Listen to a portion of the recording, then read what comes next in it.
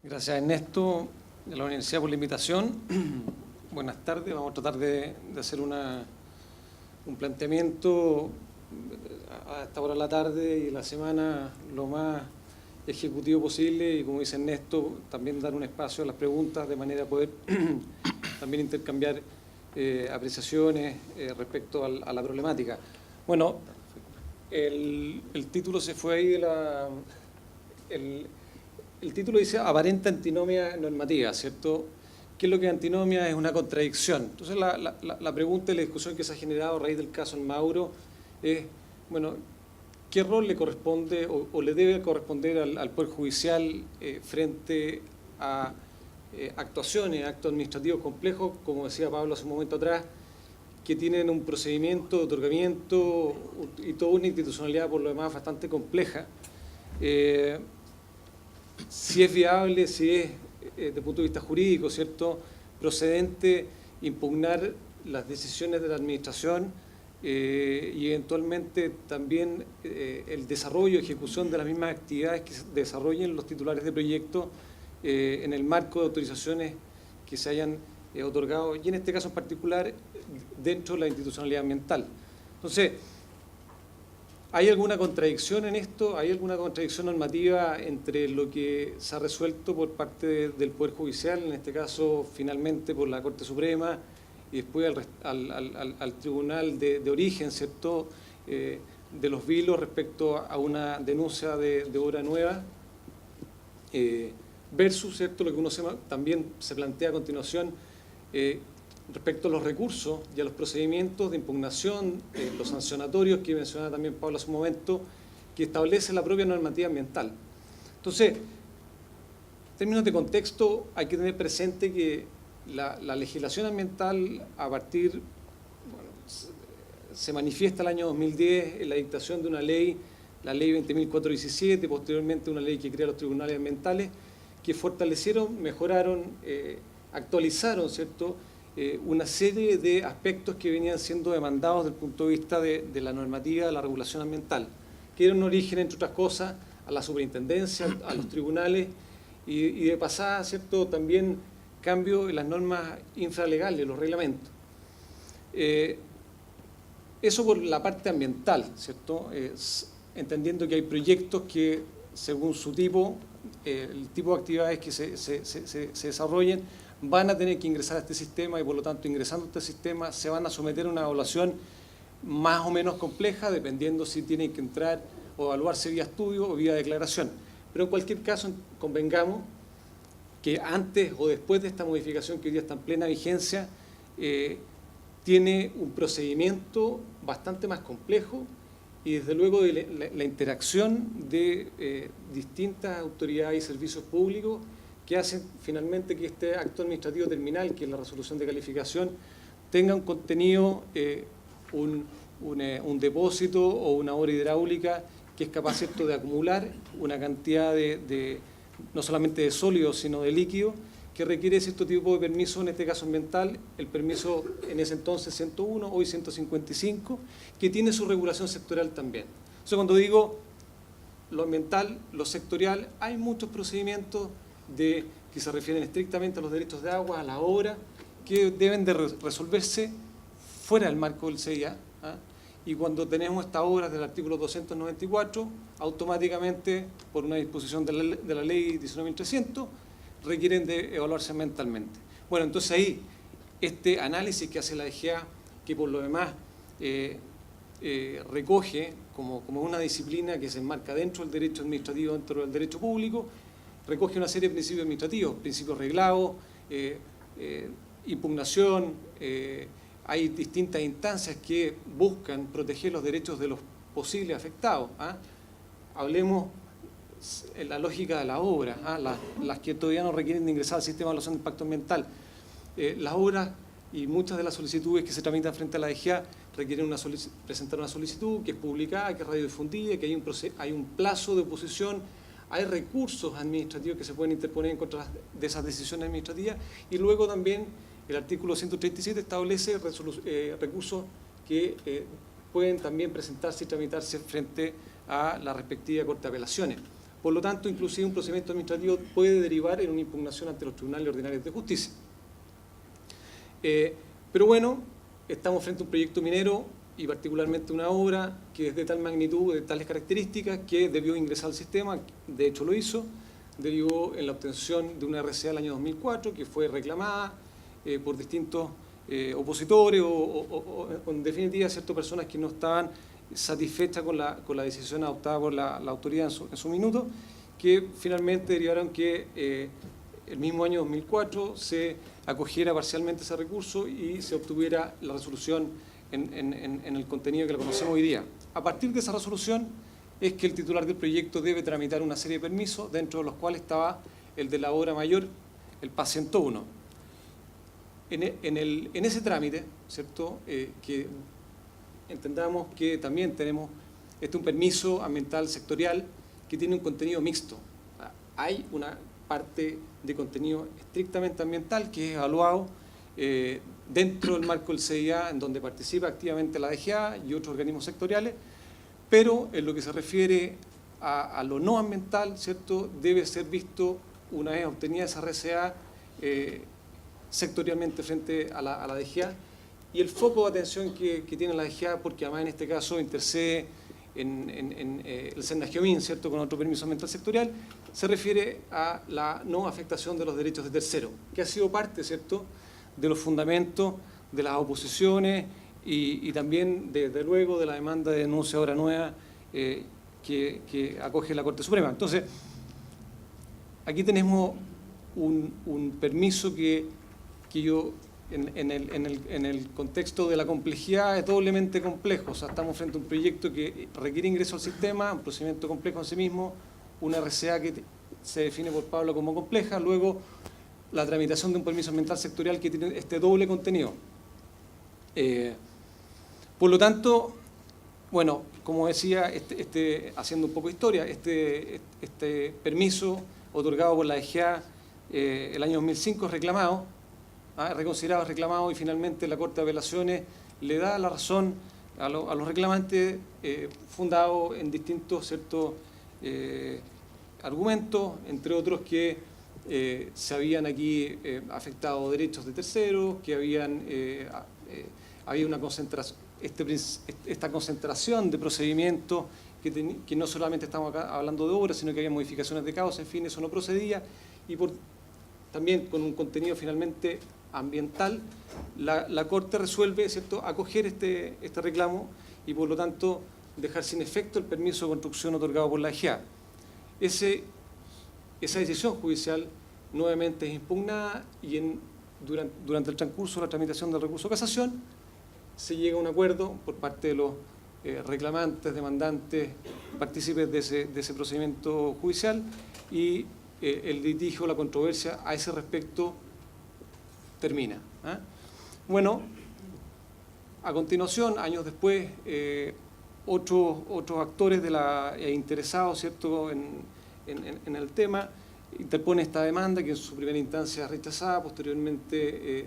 sube a la Corte de Apelaciones de La Serena, es confirmado ese fallo y finalmente vemos que hay un fallo dictado a fines del año pasado, en donde finalmente se termina por acoger la demanda. No me voy a pronunciar respecto a las cuestiones procesales, que tienen mucha relevancia, qué característica, naturaleza jurídica tiene la denuncia de obra nueva como interdicto posesorio, cuáles son los plazos, cuándo estamos hablando de una obra de aquellas que pueden ser demandadas por una denuncia de obra nueva. En fin, una serie de cuestiones que fueron latamente desarrolladas. Uno podrá estar de acuerdo o no con las posiciones de las partes y lo que finalmente se resuelve, pero lo que yo me quiero centrar es finalmente el efecto que se produce con este fallo. Y ha sido muy bueno la exposición de Pablo, desde luego la de Carlos, pero la de Pablo, ¿en qué sentido? En que aquí lo que tenemos es un acto administrativo complejo que deriva posteriormente a la obtención de una serie de permisos ambientales sectoriales que tienen tramitaciones sumamente complejas, con instancias de oposición, en donde la DGA, en lo sectorial, el tema central es la no afectación de derechos de terceros.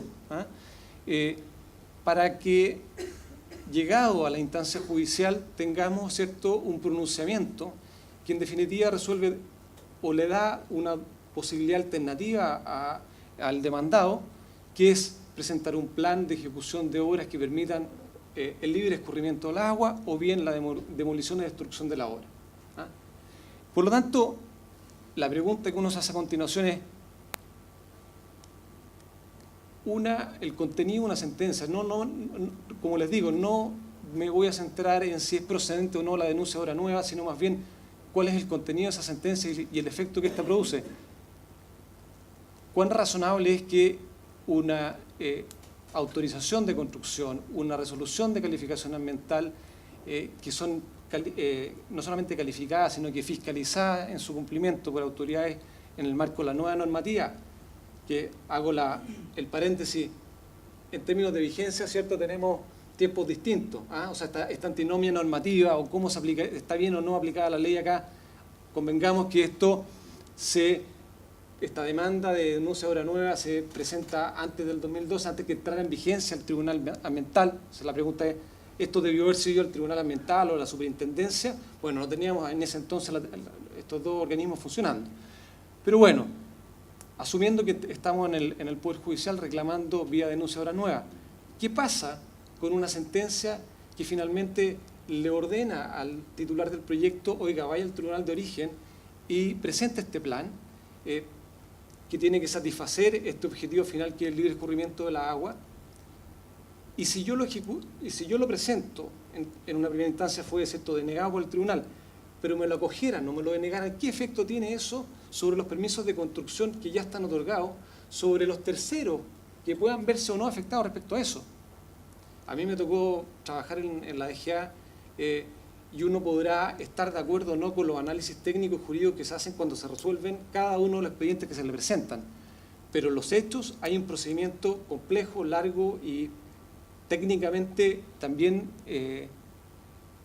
con mucha participación, no solamente de los titulares y de los opositores, sino también y fundamentalmente, obviamente, la autoridad. Entonces, una sentencia que me ordena a mí presenta un plan de tales características sin mediar ningún informe técnico, ninguna participación de la autoridad. Yo recuerdo no solamente estando en la GEA, sino que fuera a ver fallos de la Corte